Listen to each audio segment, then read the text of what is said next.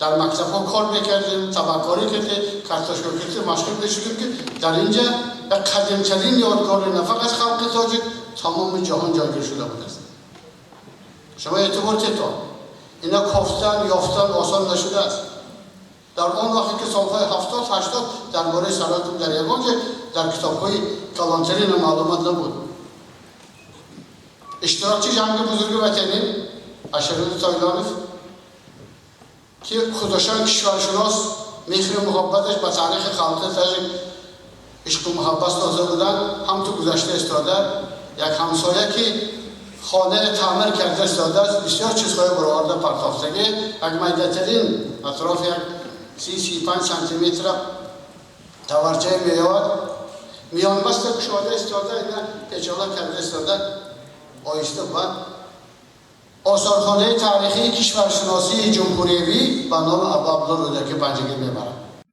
табарчаи 30-35 сантиметра боиси пайдо шудани шаҳраки қадимаи Саразм дар шаҳри Панҷакент гардидааст. Манзили истиқоматии ҳамсояи Ашёрали Солиҷонов, як сокини шаҳри Панҷакент, таъмир мешавад. Лавозимоти кӯҳнаро соҳиби хона бароварда мепартояд. Ашёрали Солиҷонов бошад, байни партовҳо табарчаи майдаро пайдо мекунаду нигоҳ медорад. Вақте табарчаро ба осорхонаи кишваршиносӣ мебарад, қабул намекунанд. Вале новбаста ба ин, Ашёрали онро ба хонааш нигоҳ медорад. Баъди чанде ҳамсараш низ талаб мекунад ки табарчаи нолозимаро нест кунад. Ин воқеа соли 1972 ба вуқӯъ пайваста буд. Ин оҳанпораро ӯ 4 сол дар хонааш нигоҳ медорад. چند جایگاه نشان میداد هیچی نمیگفت. یک دخترچه جمیله که 8م سنی میخواندن لباس خریدن در کار بود از عرفه جنگ بزرگ وطن چی جشنش بود روز 9 بیبه ببرد و رفت و اشتراده که از همین آثارخانه گذارد پدر میگوید معلم تاریخ جامعه شناسی گفتن که همین آثارخانه یک تماشا کنتان با یارغه قدیمترین خلق تاجیک در اینجا جایگیر شده است خبردار شهیدان آدمی که کلانزار بودن رفیقان محترم آدر به خریده میکنند آورده آثارخانه میدارد یک گروه عالمان اکادمی نوک SSC شعبه لنینگراد و سن پترزبورگ از آن جمله فرانسه، ایتالیا، انگلیس، ژاپنیا اشتراک کرده شده است. البته تماشا کرده از این خردترین تبرچه را نشان داده تعریف کرده است. این همون موسفید که خودشان که بعد خلق تاجیک اعتبار مخصوص داشته بودن عشق هوس داشته بودن خودشان داشته نتونسته اجرا من هم یک تبلیغ آهن نمی‌کنم. همین مرشد که زبان تاجیکی را بدانستن این آدم در تاجیکستان کار کرده بودن که صحبت با دعوت میکنند نشان میدهد خطش قلم میگیرد و میکشد و خب مهمان ها میگوید که مرحمت بیارید یه میگوید از این 20 کیلومتر دورتر خانه من بیارید میگوید ساعت 2 ما شما پشواز میگیرید.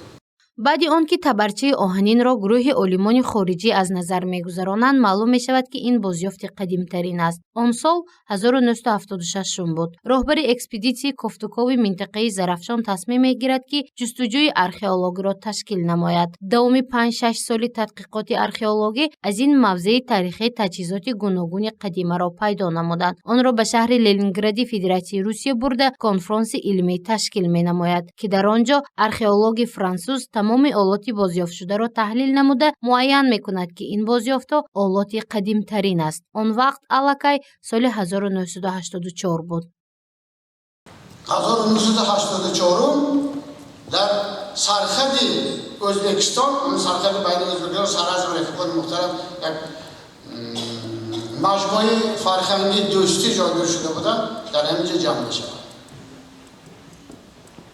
میگوید یادگارهای نشان داده burada نشان دادیم پرونده‌های مدیر کارگردان arxeologiya بودیم کشمکش‌های هر خلا شد رفیقان что میگو از همین تاجیکان گفت از مصر هم قدیم‌تر میگو یه پیشنهاد میکنید این چیزها گفت از دیگر جای راه میشه یا که نباشد شما گفت یونان ایتالیا دیگر جای حساب نمیگیرید تا گفت در اکادمی ازبکستان اسخرف گفتن که نه ما یافتیم این چیز دیدن اما در کار گفتن مرشد اشتراک کردن مصر آمده بودن محترم مقصد دیرکتور انستیتوت تاریخ arxeologiya etnografi به نام احمد دانش اسکندرov آمده بودن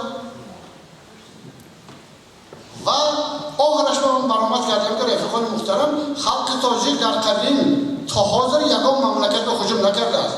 در یگان مملکت یگان چیز طلب هم نکرده است. با اون چیزی که یافتیم گفتم آرامه اگر خوبیتون بیدیتون تصدیق کنیدون با اینم قبول میکنیم، اگر تصدیق نکنیدون این باید خفه نهید. این لحظه از نقل تاریخ شناس نامزد علم‌های تاریخ سفر ارکایف به دانشجویان کالج طبی ناحیه باباجان غفوروف بود. دانشجویان و آموزگاران این مؤسسه به 5500 سالگی سرعزم کنفرانس علمی تشکیل نمودند که هدف اساسی آن بیدار نمودن حسی و تندرستی و خودآگاهی دانشجویان محسوب میشد. کالج طبی ناحیه باباجان غفوروف با تشکیل این چاره‌بینی می‌خواهد به تاریخ نیاگان و بازیافت‌های تاریخی ارج گذارد. یادگاری تاریخ سرعزم در پنجکند به فهرست میراث جهانی کمیته آموزش و فرهنگی سازمان ملل متحد یونسکو وارد کرده شد. واقعا امروز برای احیا کردن مکان‌های تاریخی توجه حکومت جمهوری خاص اساسگذار صلح و وحدت ملی پیشوای معظم ملت محترم امام علی رحمان خیلی زیاد است.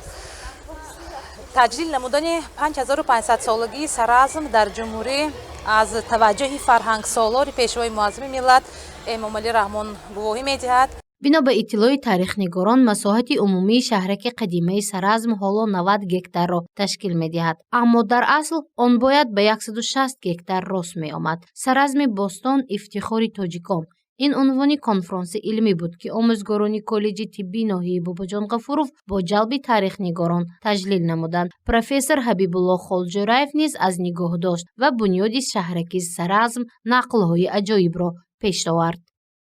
هزار رحمت که من همه سرعزم بوده که سر زمین بوده که پرد پنجگی 100 کیلومتر دورترانده بوده که نایاب چیزهای کشاده دوتا یادم باباجان غفوروف از نرستان گفته اینجا باید خوب نمانتان باید گفته آدم باباجان غفوروف اما امدادان ایساقا به هزار رحمتی و آدم حفظ موقعی نیست خواهد خیر خوش کدگی من همه باید ماندگی نشانه یک خاطر ماندگی.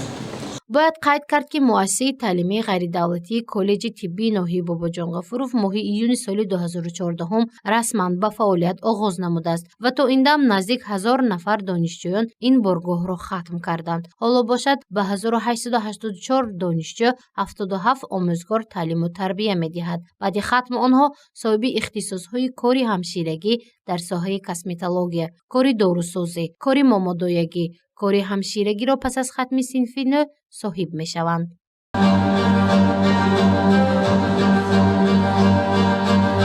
یکی از زمینه‌های بنیاد اولین شهرها در تاریخ بشریت.